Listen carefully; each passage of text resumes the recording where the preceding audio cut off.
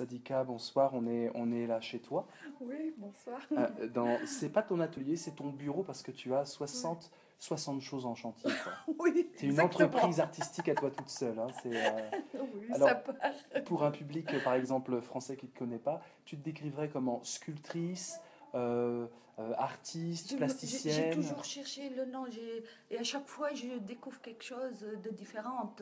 Après, j'ai dit peut-être le mot concepteur, peut-être parce que ça part.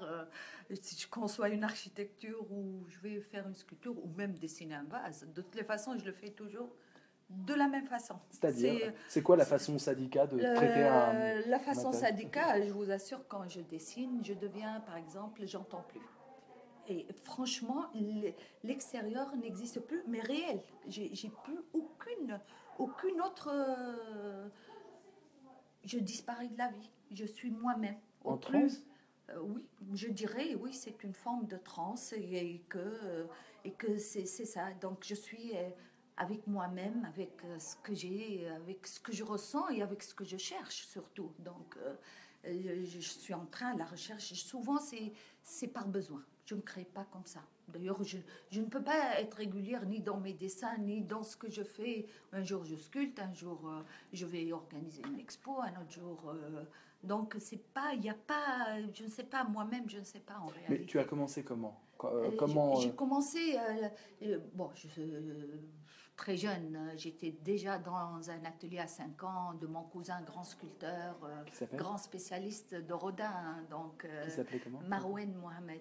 Et puis un autre cousin aussi, céramiste, et toute la famille, au fait, ça foisonne d'artisans, de, donc j'étais imprégnée complètement. Je dessinais beaucoup déjà très jeune. J'attendais, je me rappelle l'Aïd parce que un cousin était à Paris, l'autre à Barcelone, céramiste. J'attendais à chaque fois, ils viennent pendant la période laïque pour montrer mes petits dessins, pour voir. Et il y a des remarques que j'ai jamais oubliées.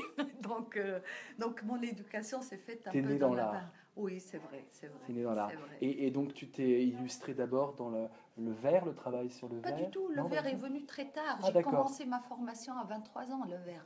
Mais j'ai Alors c'est quoi vraiment... le... Ah non, au début j'ai commencé, bien sûr, je suis allée aux Beaux-Arts, je voulais vraiment ça. J'ai fait de la céramique et après j'ai vu un film tout simplement. Et parce que le verre a été perdu depuis le 14e siècle et j'ai dit, ah, c'est exactement ça. Bon, j'ai compris après que je suis attirée par le feu.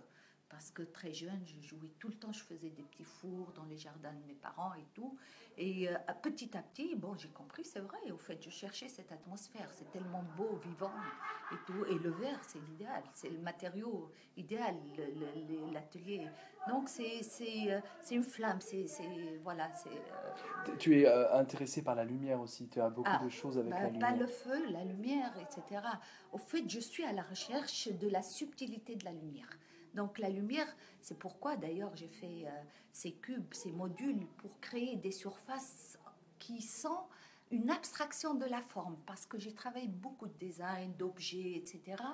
Mais je cherchais encore autre chose, encore plus subtil, plus dans le verre. Et donc j'ai commencé à créer des modules pour créer des surfaces énormes que j'ai expérimenté dans le désert, au bord de la plage à 4 heures du matin quand certaines lumières montent. J'ai photographié par exemple un mur que j'ai appelé coucher de soleil, je l'ai orienté vers le soleil. J'ai photographié tous les 10 minutes parce que après, sur la photo, eh ben, il faut apprendre à regarder. La lumière, elle est partout. Donc, et aujourd'hui, encore plus, la lumière, je l'utilise, je suis en train de travailler sur cette lumière comme justement une aide pour... C'est une énergie. Et c'est une énergie qui est partout. Et comment on ne l'a pas utilisée scientifiquement pour, par exemple, je suis en train de travailler sur les puits des déserts, comment je vais extraire l'eau qui est salée par des lentilles de verre pour rendre ça aux gens du désert, rendre la vie. Voilà. Pour toi, c'est une des façons de se rendre utile pour l'humain, justement. Oui, L'artiste doit faire quoi? Élever le niveau de beauté, le niveau de conscience? je Quel dirais, service tu rends aux citoyens, toi, en tant qu'artiste? oui, la beauté est importante, mais pas seulement. C'est-à-dire, je crois qu'il n'y a plus de rempart entre la beauté, la recherche scientifique ou pas scientifique, etc. C'est-à-dire, on revient réellement ce qu'on fait, qu'est-ce qu'on fait, c'est-à-dire quel est l'important face à toute cette industrialisation, à tout ça, c'est l'humain. Qu'est-ce qu'on peut apporter à l'humain, que ce soit à une communauté, que ce soit à... Et je crois que l'art a quelque chose à dire là, il a beaucoup de choses à dire. C'est-à-dire, quand Léonard de Vinci a dessiné les engins volants, et ben, après 4 siècles, on a su etc. Donc, au fait, cette rupture nous a fait perdre beaucoup de choses quand même. Alors là, le principe d'un Dream Tank, c'est que les internautes vont te poser des questions. D'ailleurs, ils sont là. Il y a Hakim qui est là. Il y a Suzy qui te dit bonjour. Ils sont tous là, voilà. Il y a une dizaine de personnes connectées. Donc vous êtes les bienvenus, mes amis. Interrogez Sadika, qui est une grande artiste très célèbre, en tout cas en Tunisie et même dans le monde, parce que tu voyages tout le temps aussi. Hein. Alors, parle-moi un peu de la relation que tu as eue avec un autre artiste et écrivain, et même philosophe, on peut dire, qui est Alain Nadeau. Alors voilà, pour ceux qui ne connaissent pas, voilà un de ses livres. Alors il a écrit beaucoup de livres aussi. Oui, avec toi d'ailleurs aussi, des livres ensemble. Oui, certains au fait. C'est ton mari. C'est mon mari, oui, qui est décédé, malheureusement. Français, oui, mais qui a vivait vécu. Ici. Oui, on a vécu 17 ans ensemble en Tunisie. Donc une complicité artistique énorme. Artistique, intellectuelle, de vie. Par exemple, Alain, à la fin, il a fait un livre, il a dit d'écrire, j'arrête. D'écrire, j'arrête. Et pour moi, c'est quand même Alain, je le connais que dans son écriture et son... Je me rappelle, il sortait dans notre petit jardin où on a planté des petits arbres comme ça et tout. Je lui dis, mais comment Alain, le matin, comment tu es pas à ton bureau, etc. Mais il me dit, en taillant mes arbres, j'écris. Donc il est revenu à la vie, à la force de cette vie simple, etc. Donc c'est une...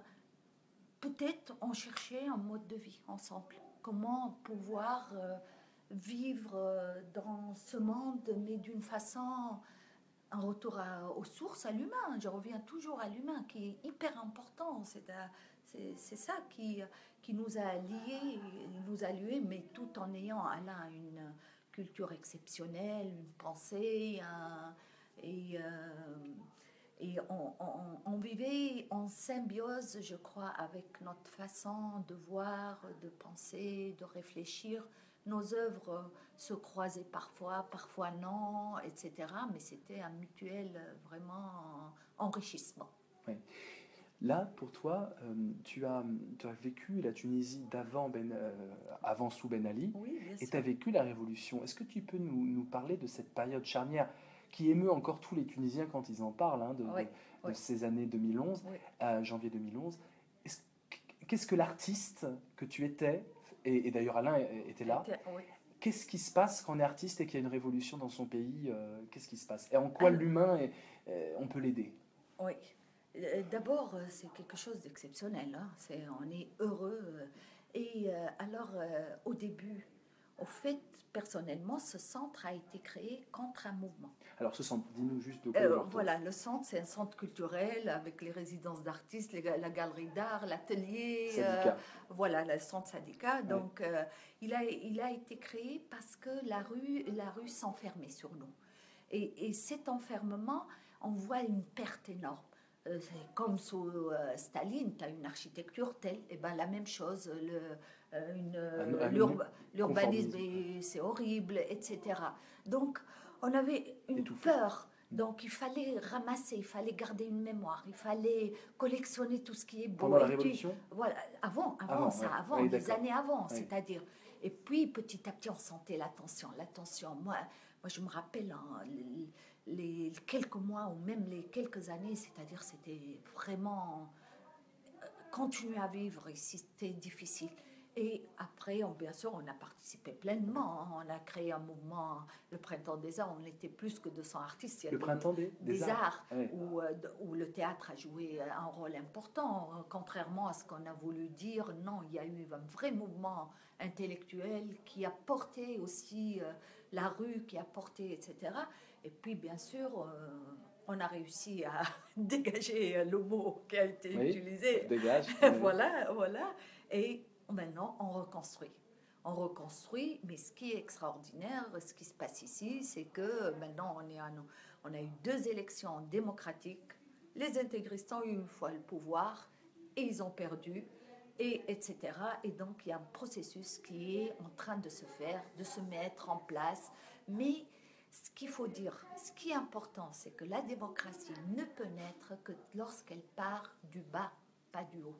Et là, alors, c'est pourquoi on travaille comme des fous sur le bas. Le bas, la population, tout doit être retravaillé d'une façon, redonner confiance, les gens, renouer les relations, parce qu'on a perdu beaucoup.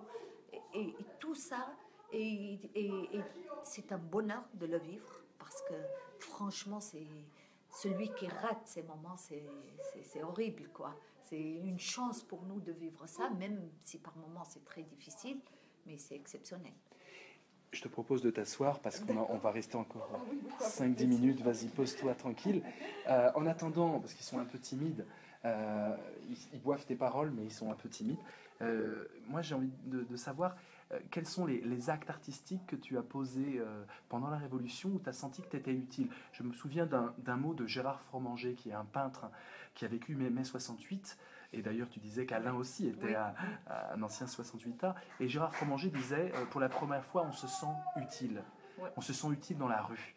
Parce que de jour et nuit, on avait besoin des artistes. Est-ce que c'était ce même mouvement pour la révolution tunisienne? Oui, par exemple, quand il y a eu les intégristes qui ont eu le pouvoir, moi, l'idée qui m'est venue, c'est d'aller installer des tombeaux devant la municipalité de Kasserine. Des tombeaux, qu'est-ce que tu appelles des tombeaux? Au fait, c'est mes modules de verre. Et donc, j'ai installé en 11, d'ailleurs, au nombre des martyrs qui sont tombés là. Et j'ai installé ça, des tombeaux en verre, sur la place de Kasserine. Et je suis allée, pas pour poser une œuvre d'art, mais je suis allée comme acte contre ce qui s'est passé. C'est-à-dire, et en plus, la municipalité était vraiment avec les intégristes, c'est pour leur dire, c'est vous qui ont tué ces intégristes. C'est tout. Donc, bien sûr, les réactions étaient très agressives. Au début, ils ont essayé de me dissuader et tout ça. Donc, comme je vous disais tout à l'heure, c'est que j'ai dit non, moi, je veux mesurer le civisme des gens. Si vous les cassez, c'est pas grave. Après tout, vous m'avez rien donné, j'ai fait ça de moi-même, etc. Donc, les gens ont réagi d'une façon magnifique. Ils m'ont aidé à installer, ils ont apporté les fleurs. On sentait vraiment, les morts étaient sous mes tombeaux. Donc, après, 3 mois après, ils sont venus avec un engin, ils ont tout démoli, cassé, etc. Donc ça, c'était un acte, mais c'est un acte important, parce que c'est un acte qui a donné de l'espoir aux gens qui étaient complètement, surtout Kasserine, cette place, c'est vrai, c'est une place chaude. Kasserine, c'est vraiment les lieux où les gens sont tombés, où les gens ont lutté, où les gens souffrent, où les gens, ils ont été complètement écartés. On pouvait pratiquement presque pas pouvoir y aller avant la Révolution. Donc c'était vraiment là où il fallait intervenir. C'est pas. Je sentais d'ailleurs que ce que je faisais dans mon centre à Tunis n'a plus de sens. Il fallait aller dans ces régions. Tu ne peux plus continuer. On a eu une brèche de liberté qui s'est ouverte, et il faut profiter de cette brèche de liberté. Et par exemple, j'ai fait aussi autre chose. La même chose, je ne pensais pas que c'était un méga projet de design. Je suis allée voir qu'est-ce que je peux faire, qu'est-ce que je peux donner après cette révolution. Bon, je suis allée avec ma fille. Au début, on m'a dit à Foussana, je croyais que c'était à 40 km de Tunis. On m'a dit non, c'est Fouchana. Ah bon, t'es à 4 heures. On continue. On est arrivé le soir là-bas, on a dormi sur place. Mais au moins, il y avait presque une révolte quand on est arrivé. Il y avait 600, 700 personnes qui se sont réunies. C'était la folie, ça se bousculait, inhabituel. C'était et petit à petit, on a dit, on est venu. Au début, les gens croyaient qu'on allait donner l'argent. Ils ont dit non, on n'a pas de sous. On est venu avec très peu de sous sur nous. On est venu juste voir qu'est-ce qu'on peut faire, etc. Et on a réussi. Et je me rappelle, c'était la bousculade. J'ai dit attendez. Comment je peux aider? Qui me dit que vous êtes, vous, le nécessitaire ou l'autre? Alors, on va appliquer la démocratie. Allez, on va se partager en groupe. Ma fille est allée acheter des cahiers. on a noté les noms des gens et on a dit, chacun, il dit qu'est-ce qu'il sait faire. 80% étaient dans le secteur de textile, des tissages, etc. Et on a dit, ah ben voilà, il y a quelque chose à faire. Et avant de partir, j'avais 500 dinars sur moi. On a acheté la laine, on a distribué la laine des gens. On a dit, on commence tout de zéro. La laine sale, il y en a qui lavent, ils vont être payés. Il y en a qui vont filer, il y en a qui vont... Et on a commencé comme ça. On est revenu à Tunis, à notre grande surprise, tout ce qu'on a acheté, ils l'ont travaillé en 2 jours. On a dit, qu'est-ce qu'on va faire maintenant? Comment on va ramasser les sous et comment... Et ça a commencé comme ça. Et après, ça a donné un méga projet de design énorme et qui, la récompense. C'est le rapport de l'œuvre de Paul Klee au tissage tunisien, qui était aussi une idée qui s'est sortie par besoin. C'était tellement colossal. 800 000 femmes qui tissent en Tunisie. Comment on va pouvoir aider? Bien sûr. Donc, je ne peux pas résister à prendre, justement ce livre, oui. Parce qu'il est juste exceptionnel. C'est une vraie révélation, ce truc. Merci. Qu'est-ce qu'on a dans ce livre? Oui. Le tapis tunisien aux portes de l'abstraction. Voilà. Donc Sadika Keskes, Alain Nadeau Nadeau et Jean Lancret. Eh oui. Et donc Oui. on a donc tu peux nous expliquer un peu, vas-y. Je te Oui, laisse par tourner. exemple, là on commence là ici, c'est une poupée que tous les Tunisiens connaissent parce qu'on fabriquait nos poupées. Oui, il y a plein de questions. Après, on va prendre des questions. À part ça, Vas-y, et Paul Klee justement, ce qui est magnifique chez Paul Klee, c'est que c'était pas un orientaliste. Il ne cherchait pas l'anecdote. Il est venu au fond par sa sensibilité. Pourtant, il a assisté aux choses les plus orientales. Il était à la Médina, il a assisté à un mariage à Moknine, était tout ça. Mais ça, il surfait sur ça. Il cherchait quelque chose de plus profond. Et donc, cette subtilité, ce raffinement qui est exceptionnel dans cette culture qu'il a touché. Et alors, la question, il a dit, c'est à Kérouan que la révélation est venue. Il a raccourci son voyage, il est parti après. Parce qu'il a dit, la couleur et moi sont un. Je suis peintre. Mais à Kérouan, la couleur, elle est où là, à Kérouan? La couleur au bord du désert, le rempart est beige, etc. Oh, la question, c'était, il a vu la couleur quoi? Eh bien, c'était les tissages, c'était le centre des tissages, Kérouan. Et de là, on est parti faire des recherches au musée Paul Klee, etc. Et voir, on sait que Paul Klee, énormément d'œuvres s'appellent tapis. On sait que le tapis du souvenir ne l'a jamais quitté jusqu'à sa mort. Il a retravaillé cette œuvre. Il a même fait un dessin de la batteuse de tapis chez nous, comme chez nous. Voilà, la batteuse grosse à l'orientale, très belle. Et donc, tous les signes donnaient à comprendre. Alors, regardez l'importance. Imagine le mouvement de l'abstraction, qui est un processus intellectuel exceptionnel, que Paul Klee déjà réfléchissait à ça, etc., et Kandinsky, etc. Mais regardez qu'est-ce qui a déclenché, affirmé, disons, cette abstraction. Donc, regardez la perte. Par exemple, quand j'ai créé l'archéologie du métier, et ben regardez quelle était la trace. Avant le 19e seulement, on ne connaissait pas la peinture murale. Mais il y avait quand même une richesse exceptionnelle, une expression artistique exceptionnelle. Quelle était la plus importante trace de notre pays? Je parle maintenant de la Tunisie, on peut parler plus large. C'était les tissages. Et donc, aujourd'hui, on n'a même pas un musée de tapis. D'ailleurs, je suis en train de faire des pieds et des mains. J'ai des collections de quoi faire un musée. Mais je veux quand même une participation pour... Donc, bon, on peut parler encore et encore Bien sûr. de tout ça. Non, mais c'est fascinant et c'est vrai que rassembler ces choses-là, on comprend énormément de choses sur l'auteur. C'est hallucinant. Oui. Alors, je te propose de parler maintenant avec les internautes. On a encore 6 minutes, 7 minutes ensemble. Alors, il y a des Tunisiens, hein, il y a des Français, il y a des Tunisiens. Alors, on va commencer par Hadjer Barouni, qui est tunisienne et qui est tunisoise. Super rencontre, Sadika et ses créations en recyclage de verre qui signe sa sensibilité hors norme et son engagement pour la protection de l'environnement. La plus belle des ambassadrices de la Tunisie avec un cœur. Et donc, Hadjer, merci. Alors, ce n'est pas des questions, mais c'est juste un cri du cœur. C'est un cri du cœur.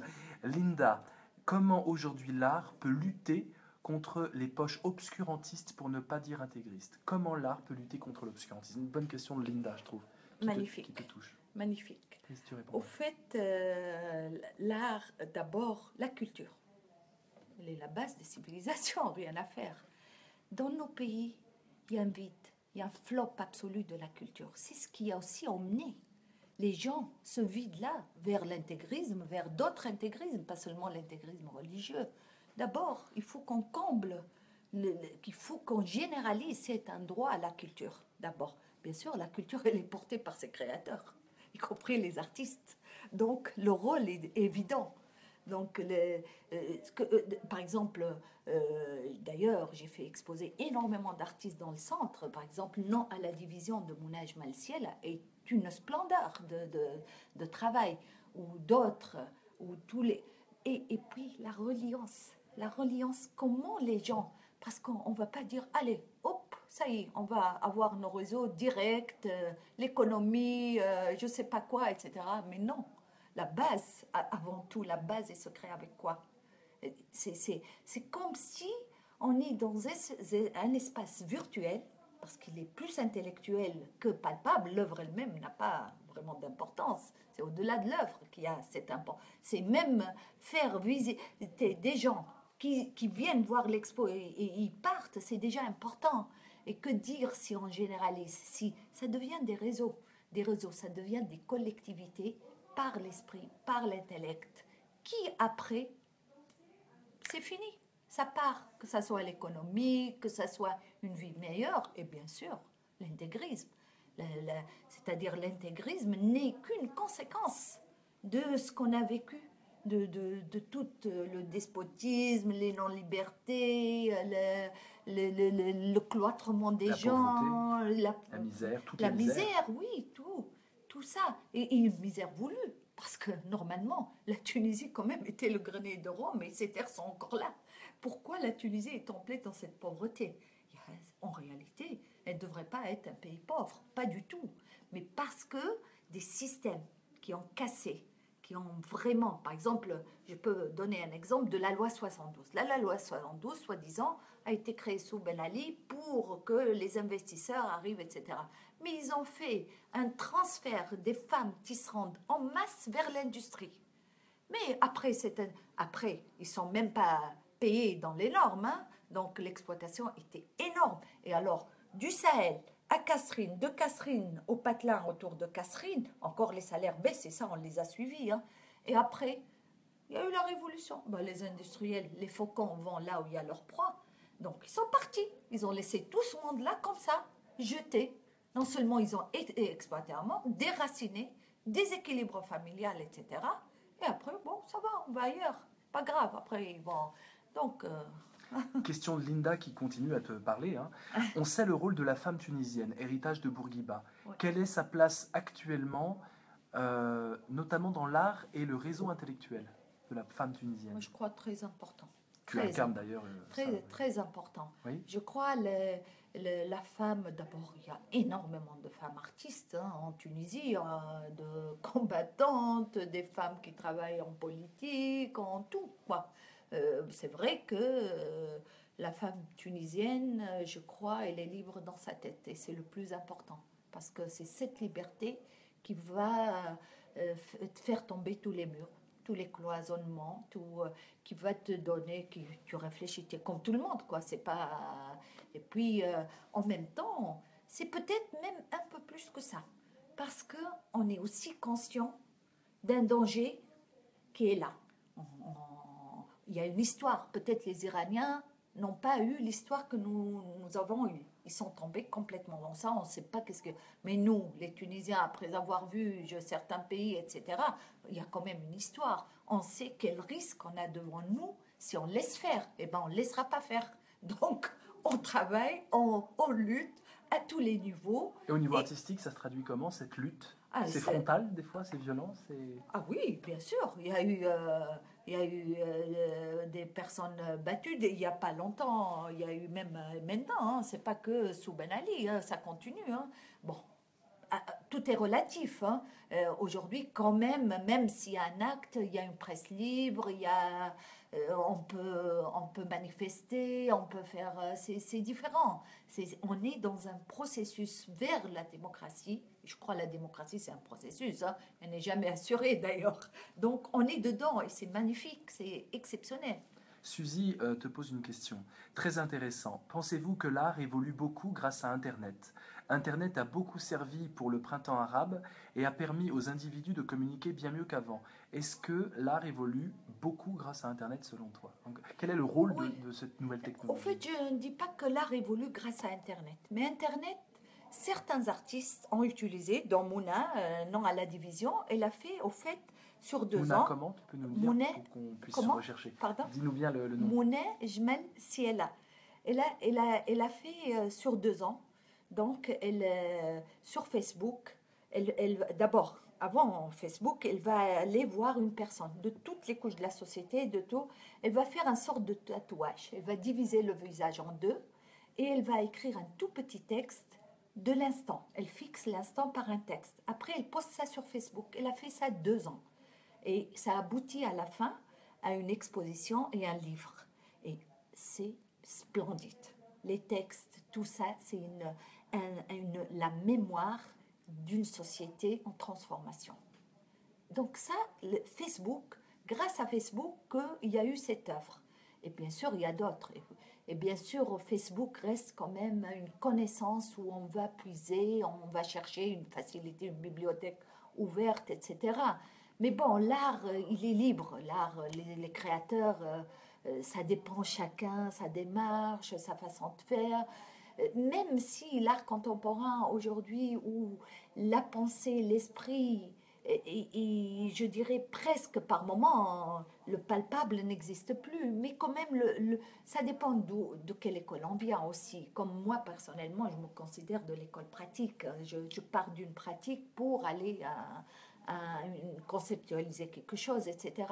Mais c'est vrai que, mais par contre, dans la Révolution, bien sûr que Facebook était pratiquement notre seul moyen de communiquer. On a créé une communauté virtuelle on se soutenait les uns les autres parce qu'on avait les journaux, c'est fini, c'est un terrassement total, les télés, c'est nul, les distances, on ne peut pas être tous une communauté. On sait que le principe même d'une dictature, c'est de couper les liens.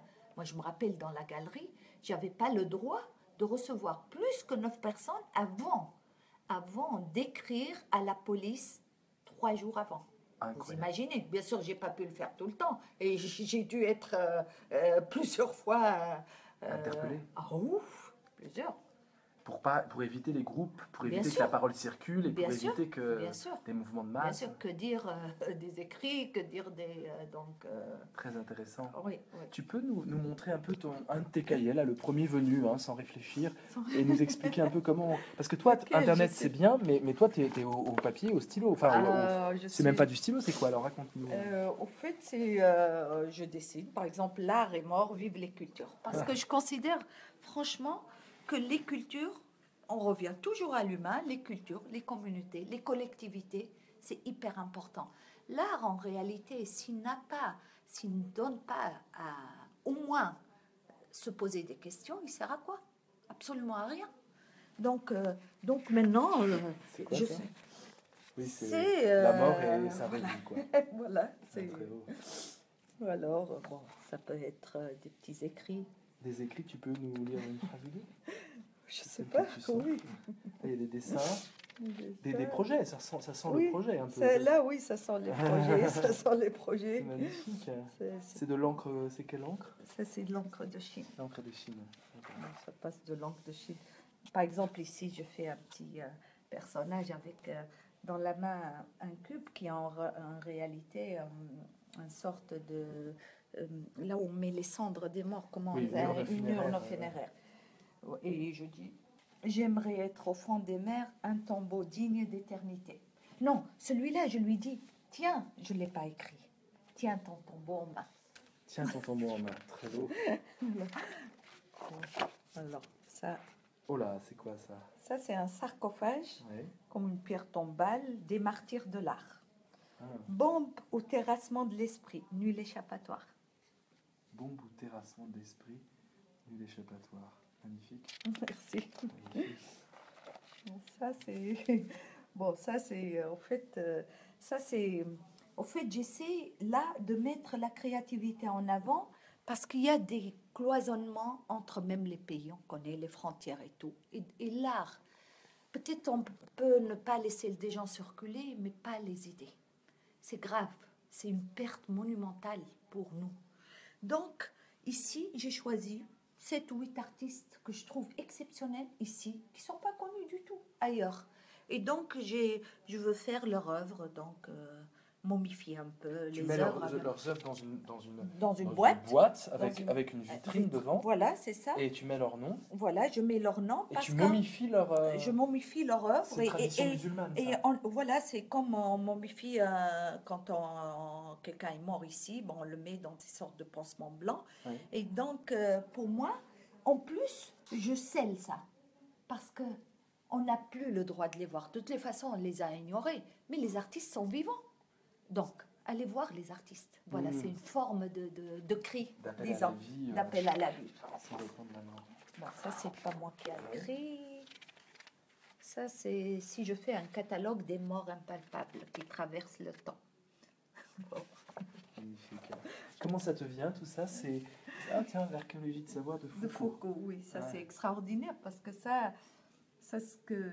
Michel Foucault, voilà, ce qui me rend dingue, c'est que comment un philosophe, sans partir d'une pratique, comment il peut être aussi clairvoyant.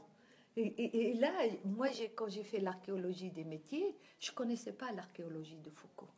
Et j'ai lu ça dernièrement. J'ai dit, mais qu'est-ce que j'ai fait moi? Rien du tout. Par rapport à ce que... Parce qu'aujourd'hui, je peux faire l'archéologie de l'eau, ou comme Alain a écrit, l'archéologie du zéro, mais j'ai jamais fait un rapport direct. Au fait, c'est sous la même pensée, en réalité. Parce que si on revient pas aux sources, à une histoire, par exemple dans l'archéologie des métiers, qu'est-ce qu'on a perdu comme connaissance quand on n'a pas fait l'archéologie d'un métier de A à Z? Parce que c'était la trace de l'humain. C'était l'industrie de l'époque.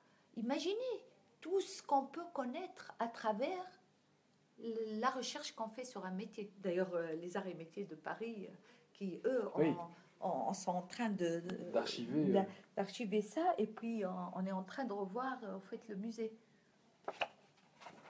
Bon, ça c'est autre. Ça c'est par rapport aux affiches qu'il y a eu dernièrement à Béziers. Ah oui. Et Robert Ménard. Voilà. Et alors, au fait, je crois oui, mais ça, vous savez pourquoi? Parce qu'il y a Willis. Vous connaissez Willis, c'est magnifique, son chat, le chat Willis, où elle a pris l'affiche du petit, où elle a fait ça, c'est comme si ils ont affiché ça. Et moi, quand j'ai vu ça, j'ai réagi comme une malade, j'ai pleuré, au fait. J'ai dit, non, peut-être qu'on fait des affiches contre les immigrés, d'accord, mais qu'on touche à l'enfance à ce point, c'est quand même... Et alors, du coup, j'ai dessiné une œuvre, parce que ce qui m'a rendu dingue, que j'ai appelé, au fait, la chaîne non humaine. Parce que tous ceux qui ont imprimé, qui ont photographié, qui ont etc., en réalité, si chacun s'abstient, si un seul fait rompre cette chaîne, eh ben, c'est important. Donc, voilà, c'est une réaction par rapport à quelque chose. Pour toi, l'émotionnel est fondamental. Ah oui. C'est par l'émotion que l'artiste aide l'humain? C'est en remettant l'humain dans l'émotion, pour toi? En fait, en réalité, c'est presque mystique, je dirais. C'est très... c'est profond, c'est au fait de sentir l'autre. C'est donc et ça, c'est vrai que l'émotion est l'élément principal. Moi, je ressens avant de faire quoi que ce soit. C'est par rapport à quelque chose qui m'entoure, à mon environnement, à un acte.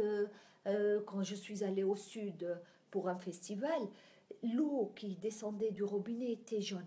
J'ai une sorte de phobie comme ça, de manque d'eau et tout ça.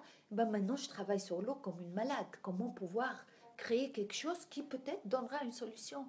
Donc, et donc voilà, on navigue entre... Toi, tu navigues vraiment entre le pratique et l'art, parce que oui. même tes créations sont des architectures qui après donnent des choses dans la ville, dans la cité. Oui, parle-nous de ça récemment. Oui, au fait c'est parti, ça a commencé par des murs. Et mes murs, c'était des installations. Mais les architectes, déjà, ils deviennent un peu fous. Or, moi, c'est mes installations. Mais après, moi-même, je me suis mise dans le jeu des architectes. Et c'est vrai, j'ai dit, mais pourquoi ne pas... pas la vitre, c'est un module qui peut être vraiment un élément. Donc j'ai commencé à dessiner des tours, mais pourquoi des tours? Parce que je suis fan des Nourags. Je suis mordue de cette civilisation. Et Tu peux nous donc, dire ce que c'est? c'est une civilisation qui n'est même pas dans les livres d'histoire, Nourac. pratiquement. Nourags. N-O-U-R-A-K. Oui, GH. GH. Et les Nourags, au fait, c'est 11 000 ans avant Jésus-Christ. Donc, Où ça? en Sardaigne. La trace est fabuleuse. C'est des constructions monumentales. C'est des villes entières. C'est des puits sacrés. Les puits sacrés, par exemple, moi, je suis capable de le voir 100 fois, le puits. D'aller dans le puits, descendre et toucher cette eau, rester là-bas. Je suis figée. C'est splendide. C'est quelque chose qui remonte je ne sais pas d'où, de partout. Donc, je suis dans ces... En plus, cette civilisation, je suis en train de démontrer que c'est l'Atlantide, tout simplement. Et c'est pourquoi on a... Oui. Et j'ai pas de doute, hein. C'est... Ouais, c'est passionnant. L'Atlantide... Posez vos questions, on a encore 2 minutes avec Sadika. Posez des questions, mes amis, hein, mais vous buvez ces paroles. Ils sont suspendus à tes lèvres. Alors, c'est l'Atlantide, quand même. Oui. L'Atlantide. Oui, ça, j'ai pas de doute. Et même, je suis revenue au Timée De Platon. de Platon, etc. Je suis revenue sur tout. J'ai démontré des choses. Même, il y a des scientifiques qui m'ont suivi, qui sont en train de m'aider.